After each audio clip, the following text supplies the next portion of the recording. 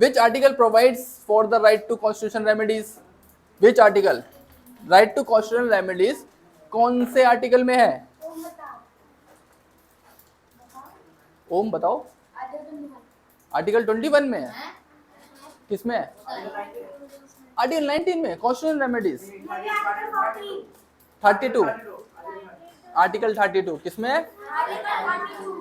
Article 32 में क्या है? आर्टिकल 32 में लखन आर्टिकल 32 में क्या है? आर्टिकल 19 में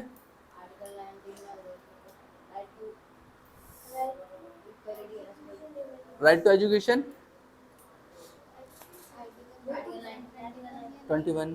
21 ने अभी तो कराया भाई, देखो अभी तो कराया आर्टिकल 21A में राइट टू एजुकेशन है, ऐड करा था। कब करा था राइट टू एजुकेशन ऐड? कब करा था? 44 में नहीं करा था। हाँ 86 अमेंडमेंट थी। और कब करा था? 2009 में। 2009 ना। हाँ the guardian of fundamental right. Fundamental rights को कौन गार्जियन करता है? प्रेसिडेंट बचाता है, प्राइम मिनिस्टर बचाता है, पार्लियामेंट बचाता है, सुप्रीम कोर्ट बचाता है। दक्ष कौन बचाता है? हाँ सुप्रीम कोर्ट। गार्जियन कौन है? तुम्हारे फंडामेंटल राइट को कौन प्रोटेक्ट करके रखता है? Supreme court. कौन कौन सुप्रीम कोर्ट का जज बनना चाहता है? कोई बनना चाहता है? The right to equality. The right to equality is guaranteed under which article? कौन से आर्टिकल के अंदर राइट टू इक्वलिटी है? राइट टू इक्वलिटी कौन से आर्टिकल के अंदर है?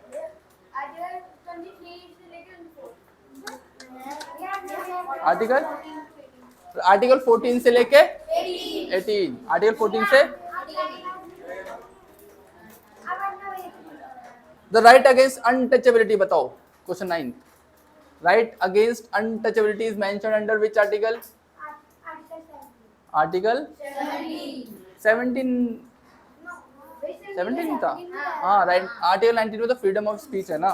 आर्टिकल 17 में क्या है? अनटचेबिलिटी के लिए right against untouchability. Which of the following writs means to have the body of? Have the body of, इसका आंसर क्या होगा? हाँ बता बता बता। हाँ हैबिस कॉर्पस। हैबिस कॉर्पस क्या होगा? हाँ अरे ये कोर्ट का ऑर्डर होता है। कोर्ट ऑर्डर करता है किसी को पेश करने के लिए, किसी को सजा देने के लिए, उसको बोलते हैं।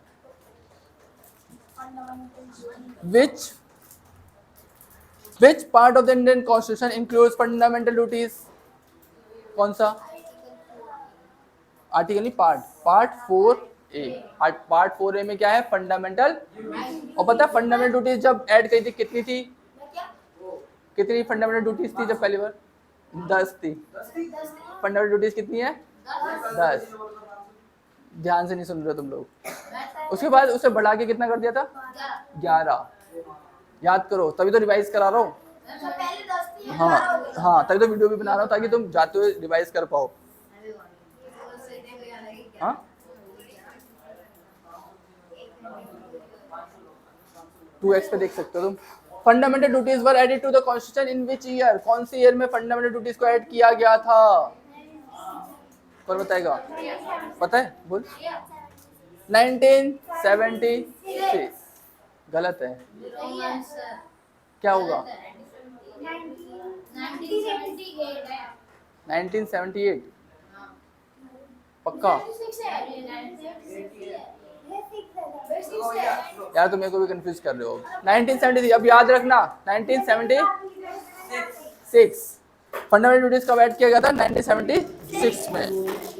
Which amendment introduced this? Which amendment introduced fundamental duties? कौन से अमेंडमेंट में फंडामेंटल ड्यूटीज को ऐड किया गया था? अभी नहीं। हाँ अब बता। 42 42 अमेंडमेंट में क्या करा था? उसको ऐड किया गया था। 44 अमेंडमेंट में क्या किया गया था? अच्छा राइट टू प्रॉपर्टी हटाया गया था। फंडामेंटल ड्यूटीज ऐड किया गया था 42 अमेंडमेंट में। ठीक है। हाँ क्या मैं समझा नहीं। आएगा तो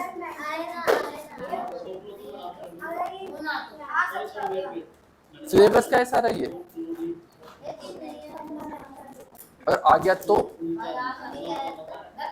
देख, नहीं आया तो नुकसान होगा, कुछ नॉलेज बढ़ गई। आ गया तो, और तुमने नहीं पढ़ा तो नुकसान होगा ना। On the recommendation of which committee, किस कमेटी ने बोला था फंडामेंटल ड्यूटीज बनाने के लिए? हाँ हाँ, स्वरण सिंह कमेटी, क्या नाम है? Initially how many fundamental duties were mentioned? शुरू में पहले कितनी फंडामेंटल ड्यूटीज थी? कितनी फंडामेंटल ड्यूटीज थी? 10। कितनी थी? बाद में उसको बढ़ा के क्या कर दिया गया? 11। 10 से 11 करा गया था। कौन से अमेंडमेंट में? नहीं, 86 में ही करा गया था। 86 अमेंडमेंट में 10 से कितनी कर दी गई थी फंडामेंटल ड्यूटी? और 11वीं फंडामेंटल ड्यूटी क्या थी? क्या थी? सर्च करना, बताना। हाँ, अच्छा, ये हमारी फंडामेंटल ड्यूटी है कि हम अपने बच्चों को जो 6 से 14 साल है उनको एजुकेशन प्रोवाइड कराएं, क्योंकि 86 अमेंडमेंट में राइट टू एजुकेशन डाला गया था, उसके साथ फंडामेंटल ड्यूटी भी डाली गई थी कि भाई सरकार ने तो बोले फंडामेंटल राइट है, उसका अधिकार है उसको एजुकेशन मिलना, उसे स्कूल में एडमिशन मिलेगा ही मिलेगा, लेकिन वो उसके पेरेंट्स की भी तो जिम्मेदारी कि उसको एडमिशन करवाएं, तो उसने फंडामेंटल ड्यूटी बना दी 11वीं। याद रहेगा 11th फंडामेंटल ड्यूटी क्या है? हाँ, राइट टू एजुकेशन भी और राइट टू फंडामेंटल ड्यूटी का 11th पार्ट भी ऐड करा था 86 अमेंडमेंट में। According to fundamental duties every citizen must protect, उसको प्रोटेक्ट करना चाहिए। किसको? हाँ, फंडामेंटल ड्यूटी हमारी क्या करना? नेचुरल एनवायरनमेंट को प्रोटेक्ट करना। क्या करना? कौन सा आर्टिकल है कॉन्स्टिट्यूशन का जो मेंशन करता है फंडामेंटल ड्यूटीज को? किस आर्टिकल में फंडामेंटल ड्यूटीज मेंशन है? आर्टिकल 51 है, करेक्ट। क्या है आर्टिकल? याद है नहीं याद तुम्हें? भूल गए ना? भूल गया, इसलिए रिवाइज कराना जरूरी है। एक बार कर लेंगे। Which fundamental duty was added by the 86 amendment? ये तो आता होगा सबको। 86 अमेंडमेंट में कौन सी फंडामेंटल ड्यूटी ऐड करी गई थी? कि भाई अपने बच्चों को पढ़ाओ। क्यों पढ़ाओ? कोई भी देश किसकी वजह से बड़ा बनता है? पढ़ाई की वजह से। America, Europe, Japan, Australia, Singapore, south Korea किसकी वजह से आगे बढ़ी है? एजुकेशन में। कोई एजुकेशन की वजह से तो इंटरनेट डेवलप कर रहा है, कोई सोशल मीडिया बना के दे देता है, कोई गूगल सर्च इंजन बना लेता है, कोई टेस्ला जैसी गाड़ियां बनाता है, कोई स्पेस एक्स क्रिएट कर देता है, कोई सैमसंग जैसी बड़ी कंपनी बना देता है, कई मर्सिडीज बीएमडब्ल्यू कंपनी बनती है। किसकी वजह से? एजुकेशन की वजह से, रील पर नाचने की वजह से। एजुकेशन की वजह से। अगर मान कोई पूरा देश अगर रील पर नाचने लग जाए तो क्या उससे देश बढ़ जाएगा आगे? नहीं बढ़ेगा। किससे बढ़ेगा? मान के चलिए, इमेजिन करते हैं पूरा देश ऐसे रील पर नाचने ही लग जाए किसी देश में, तो जैसे कोई बीमार हो गया तो बोला डॉक्टर क्या करता है? डॉक्टर नाचता है। किसे घर बनवाना है तो भाई वो घर बनाना नहीं आता, वो नाचना आता है। तो दुनिया किसकी वजह से चलती है? हाँ, एंटरटेनमेंट की वजह से नहीं चलती है। एंटरटेनमेंट उसका बहुत ही छोटा सा पार्ट है, मतलब वो उसका मतलब नहीं भी होगा ना एंटरटेनमेंट चलेगा, लेकिन क्या होना जरूरी है? एजुकेशन जरूरी है। Fundamental duties are enforced through, किसके थ्रू इन्फोर्स करा गया था फंडामेंटल ड्यूटीज को? Direct constitution remedies, judicial enforcement, legal provision of parliament, none of the work. किसने इसको इंट्रोड्यूस किया था? घर बता। नहीं, legal provision by parliament, parliament ने इंट्रोड्यूस किया था fundamental duties. Health and hygiene, बहुत आसान क्वेश्चन है इसमें तो। Which of the following is the best way, सबसे अच्छा तरीका बताओ prevent spread of infection, infection ना फैले उसके लिए कौन सा सबसे अच्छा तरीका है इसमें? हाँ, जरूर बता, लग बता। बी, वॉशिंग हैंड्स रेगुलरली, ठीक है। हाँ हाँ, अगला, हमें अपने हाथ कितनी देर तक धोने चाहिए? 20 सेकेंड, करेक्ट। अब एक इसके बारे में भी एक कहानी बताता हूँ। एक बुक है एटॉमिक हैबिट्स, उसमें एक चैप्टर है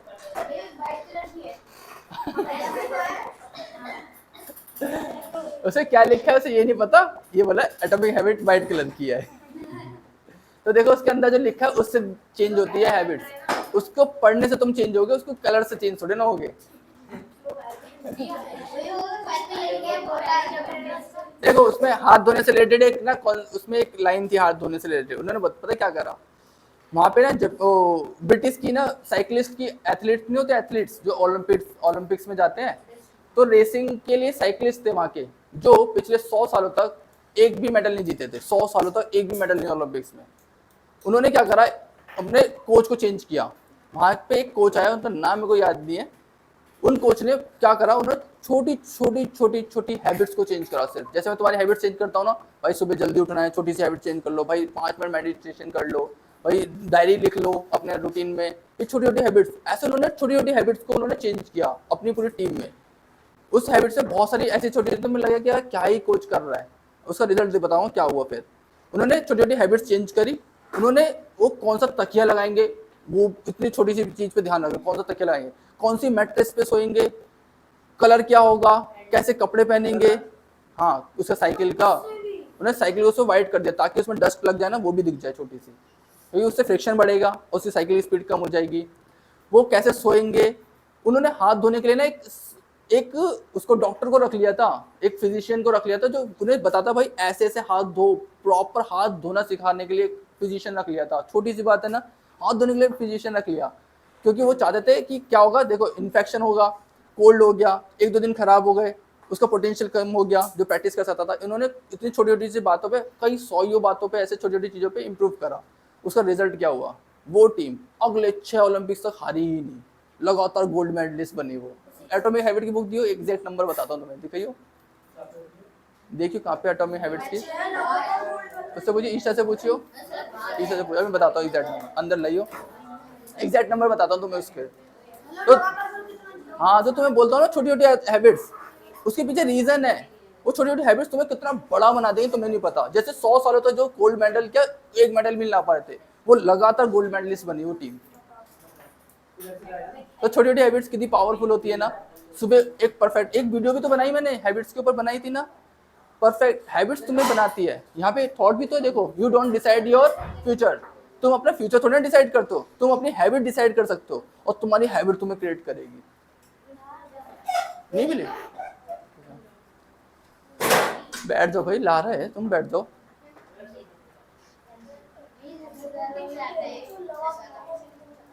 एग्जैक्ट नंबर बताता हूँ मैं, उनका नाम भी बताता हूँ। ये बुक है एटॉमिक हैबिट्स, इससे बहुत अच्छी अच्छी चीजें थी जो मैं तुम पे भी इम्प्लीमेंट करता हूँ। लेकिन तुम्हारे ऊपर मेरा इतना कंट्रोल नहीं है, तुम्हारे पास 1 घंटे 2 घंटे के लिए हो, लेकिन बाकी टाइम तुम घर पे हो, मैं कंट्रोल ही नहीं कर सकता। तुम कहीं वैसे फोन चला रहे हो, मैं कैसे रोकूं उसे, तुम गलत बच्चों के साथ घूम रहे हो, मैं कैसे रोकूं। ऐसे बहुत सारी चीजें मेरे कंट्रोल में नहीं है। इसलिए अगर तुम मेरे कंट्रोल में आ जाओ, मतलब जैसे कोच कर रहा था यहाँ पे कि भाई पूरी टीम को बिल्डअप कर रहा था, तो तुम भी बड़ी बड़ी पोजीशन से पहुंच जाओगे। बहुत अच्छी चीज़ है। एग्जैक्ट नंबर बताता हूँ, देख, हो गलती से लग गए।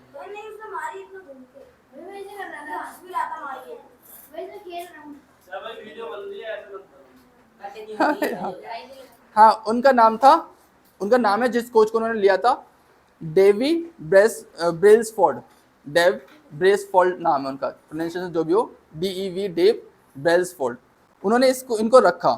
जो टीम 1908 से कोई भी मेडल नहीं जीती थी, वो उनके कोच के बाद 3 या 4 साल की प्रैक्टिस के बाद, छोटी छोटी हैबिट्स चेंज करने के बाद, 2007 से लेकर 2017 तक उन्होंने 178 वर्ल्ड चैंपियनशिप जीती, 66 ओलंपिक्स जीते, पैरा ओलंपिक गोल्ड मेडल्स जीते।